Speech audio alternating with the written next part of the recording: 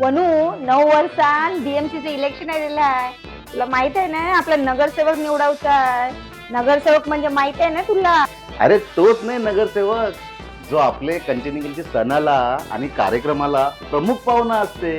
नाही रे, नगरसेवक म्हणजे तो जो आपली गटार साफ करते, जो आपले रस्ते साफ ठेवते, जो आपल्याला साफ स्वच्छ पाणी पिवायला पुरवठा करते, तो जो आपले रस्ते पण चांगले ठेवते की गाड्या ढपढप ढपढप नाही व्हायच्या, तो जो आपले गार्डन पण साफ ठेवते, तोच खरा नगरसेवक जो आपली हवा पाणी माती आपल्या नगरची साफ ठेवते.